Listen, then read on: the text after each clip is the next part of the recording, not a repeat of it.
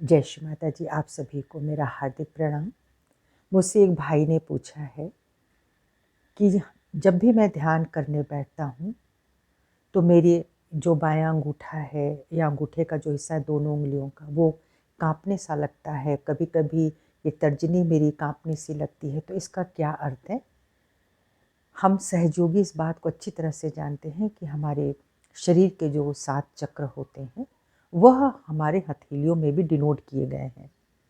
और परमेश्वरी ज्ञान से हम सबको यह पता चला है कि जो हमारा ये बायां हिस्सा है, जो आपको कैमरे के समक्ष उल्टा नज़र आ रहा होगा, तो इस बाएं समक्ष में हमारा ये स्थिति मूलाधार चक्र की होती है। ये स्वाधिष्ठान की होती है, ये विशुद्धि की होती है, ये नाभ भी होती है, ये आज्ञा होती है और ये अनाहत यानी हृदय होता है।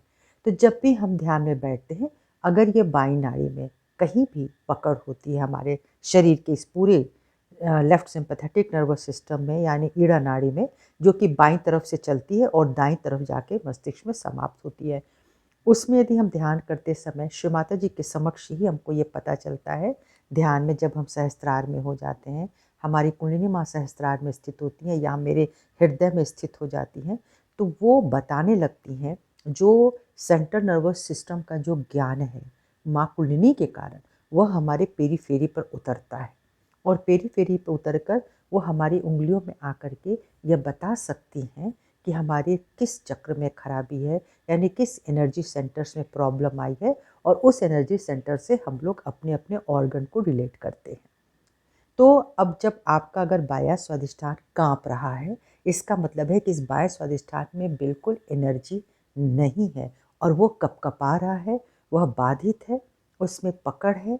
तो हम सब जानते हैं कि जब कहीं बाह्य आक्रमण होता है तो बायां स्वादिष्ठान हमारा या तो जलता है या फिर हिलने लगता है। और जब हम ध्यान में होते हैं तो हम या तो सिर्फ अटेंशन से उसमें शक्ति जागृत कर सकते हैं, या फिर दाहिने हाथ के अंगूठे से उसको मसल सकते हैं, या फिर एंटी क्लॉकवाइज से उसको हम निकाल सकते हैं। लेकिन ये हम सब शिव माता जी की पावन कृपा से ही ठीक कर पाते हैं। इसीलिए हमको शिव माता जी के आगे दोनों हाथ खोल करके ही पूछना होता है, मांगना होता है मेरे भीतर क्या कमी है, और वह उनके शक्ति से जो कुंडलिनी हमारे भीतर उत्थित होती है वही हमको धीरे धीरे यह ज्ञान प्रदान करती है कि हमारी जगह कहाँ खराबी है, उसको हम लोग ठीक करें। तो जब हमारे विशुद्धि पर ये बाई उंगली है, तो मेरी बाई विशुद्धि पर जब आक्रमण आता है विष्णु माया का, या हमारी वाणी जो है अननेसेसरी कठोर होती है, या हम बहुत गिल्ट में चले जाते हैं, हम सब पे विश्वास नहीं कर पाते हैं, जब इस तरह की बातें भीतर बहुत ज़्यादा आ जाती हैं तो हमारी इस उंगली में भी कंपन आ जाता है, दर्द आ जाता है, कई बार गांठों में भी दर्द हो जाता है। और मैंने महसूस किया है, मान लीजिए कि जैसे गांठें दर्द कर रही हैं और हम उसको खूब दबा रहे हैं, दबा रहे हैं, दबा रहे हैं, मैंने महसूस किया है कि वो जल्दी नहीं जाता है। लेकिन जैसे ही आप उसको वाइब्रेशन देने लगते हैं, आप दूर से ही देते जाएंगे, आपके वो दर्द चले जाते हैं। तो ये है वाइब्रेशन का कमाल। इसी तरह से आपको पता है ये नाभि नाभि चक्र में कोई भी दिक्कत होगी, घर गृहस्थी की प्रॉब्लम होगी, कुछ भी आपस का मनमुटाव होगा, अभाव होगा, तो ये चक्र पकड़ में आता है। और आप चाहें तो ध्यान के माध्यम से, अपनी शक्ति के माध्यम से, परमेश्वरी शक्ति से इसको दूर किया जा सकता है। तो कंपन का ये मतलब हुआ कि आपके जिस चक्र में खराबी है, यहाँ पे दर्द हो रहा है, यानी मूलाधार चक्र में परेशानी है। ठीक है, बाकी हम सबको पता है कौन कौन से ऑर्गन से क्या क्या कितनी चीज़ें जुड़ी हैं। जैसे अगर मैं मान लो कि कह दूँ कि ये नाभि है, तो नाभि में लीवर भी है, पैनक्रियाज है, इंटेस्टाइन है, तो ये सब चीज़ें, कई चीज़ें मिल करके आपका एक एनर्जी सेंटर्स बनाते हैं। तो इस तरह से उसको दूर करना होता है। अब इसी तरह से ये दाहिने हाथ का है, दाहिने हाथ में दायां स्वादिष्ठान ये है। आपकी जो नाभि है वो ये दाहिनी, बिल्कुल आपकी जो उंगली होती है मध्यमा, वहाँ पे लीवर स्थित होता है। तो अब ये किडनी और लीवर बहुत दूर दूर नहीं है, ये दोनों आसपास यानी एक ही भवसागर से संबंधित हैं। इसलिए जब यहाँ पे कमी आती है तो ये पता चलता है कि इस जगह पे कोई ना कोई तो कमी आ चुकी है। कई बार बाहर से रिपोर्ट आप कराते हो तो आपको वो चीज़ पता नहीं चलती है कि मेडिकल रिपोर्ट में हमें कभी-कभी सच्चाई भी पता नहीं चलती है, या कोई ईश्वर की ऐसी कृपा होती है कि हमें बहुत कुछ होता है पर वो रिपोर्ट में नहीं आता है, हमें लगता है हम बिल्कुल ठीक हैं और वो भीतर-भीतर कष्ट देती हैं। तो जब हम ध्यान में बैठते हैं तो एक्यूरेट हमको पता चल जाता है कि मेरी इस जगह पे कमी आ चुकी है। उसको हम लोग फिर मंत्रों के द्वारा, उसका जो अपना एक आह्वान होता है उसके द्वारा इनको ठीक किया जा सकता है, और इनकी जो तीव्रता होती है वो घट जाती है ध्यान के माध्यम से, हाथ घुमाने से, ये सब चीज़ें होती हैं। तो काँपने का अर्थ यही होता है कि इस जगह पे, इस चक्र में हमारे खराबी है। तो हमको याद रखना होगा, हमको जानना होगा कि कौन-सी उँगली किस एनर्जी सेंटर से जुड़ी हुई है। ये तो मेहनत करनी पड़ती है, और ये कोई ज्ञान इस बहुत बड़ा नहीं होता कि इसको याद ना किया जा सके। बहुत आराम से अगर आप उँगलियों को याद कर लेंगे तो उनके चक्रों में आने वाली जो बाधाएँ हैं वह एंटी क्लॉकवाइज़ से करते उसको आप हटा सकते हैं, और या फिर धीरे-धीरे क्लॉकवाइज़ डायरेक्शन के साथ उसको हम एनर्जी दे सकते हैं।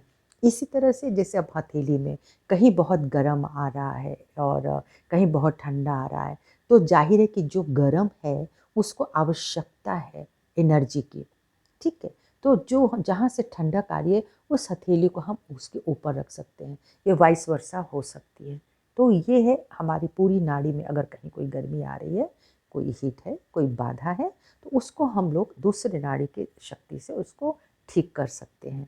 तो ये एक बहुत ही सरल प्रक्रिया है, और ये सभी को पता भी है और जानना भी चाहिए।